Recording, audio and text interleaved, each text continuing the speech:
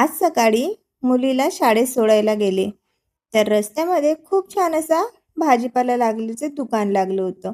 एवढा छान आणि फ्रेश भाजीपाला मिळतो ना, तर येताना तिथे थोडा वेळ थांबलो, की चला काहीतरी भाजीला घेऊन जावं.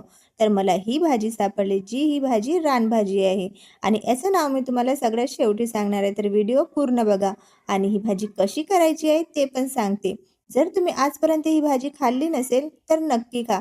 कारण की जे लोक नॉन-व्हेज खात नाही त्यांच्यासाठी नॉन-व्हेज एवढं प्रोटीन ह्या भाजीमध्ये मिळतं. कॅल्शियमसुद्धा या भाजीमध्ये मिळतं. तर ही भाजी तुम्ही बघू शकता वरून किती काटे आहे त्याला. हाताला तर थोडंफार खरबड असं लागतं, पण टोचणारे काटे नाही आहेत. खायला खूप छान आहे. तुम्ही एकदा ह्या पद्धतीने नक्की ट्राय करा. तर त्याला सर्वात आधी पहिले त्याला 5 मिनिट पाण्यामध्ये टाकून ठेवायचं.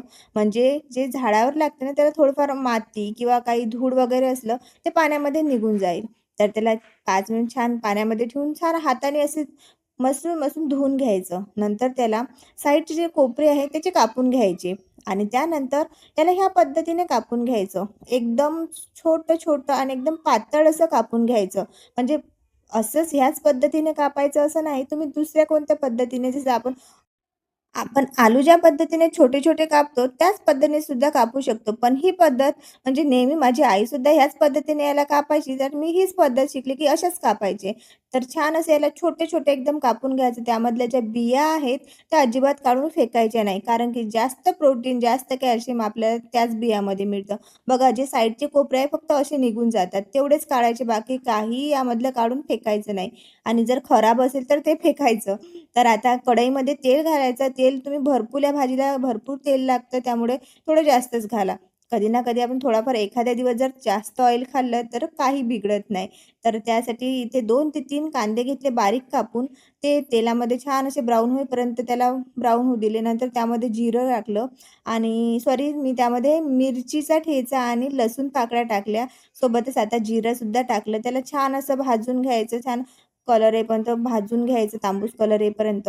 नंतर त्यामध्ये टाकायची थोडीशी हळद आणि लाल मिर्च पावडर टाकायचं. जर तुम्ही लाल मिर्च पावडर स्किप करत असेल, तर तुम्ही हिरवी मिरचीचा ठेचासुद्धा टाकू शकता. आणि इथे छान असं भाजून घ्यायचं. यामध्ये पाणी टाकायची अजिबात गरज नाही आहे. कारण की ही भाजी म्हणजे ह्या भाजीचं एक हे आहे, की ही भाजी पाणी न टाकता तशीच बनते. तेलामध्ये याला छान अशी मोकळी-मोकळी भाजी बनवून घ्यायची. वरून थोडं मीठ टाकायचं चवीनुसार कमी-जास्त तुम्ही आणि याला 2 ते 3 कमी आचेवर याला शिजू द्यायचं.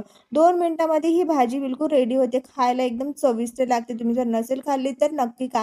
तर ह्या भाजीला मी तुम्हाला काय म्हणतात ते सांगते, तर ही आहे करटुले भाजी. जे रानभाजी आहे त्याला रानभाजीमध्ये याला गणल्या जातात. जे करटुले आहे खायला खूप छान अशी लागते. तुम्हाला व्हिडिओ आवडला असेल तर व्हिडिओला लाईक आणि चॅनलला सबस्क्राईब नक्की करा. कारण तुम्ही व्हिडिओ तर बघता पण चॅनलला सबस्क्राईब करत नाही मित्र. तर चॅनलला नक्की सबस्क्राईब करा. भेटूया पुढच्या व्हिडिओमध्ये. तोपर्यंत एन्जॉय करा.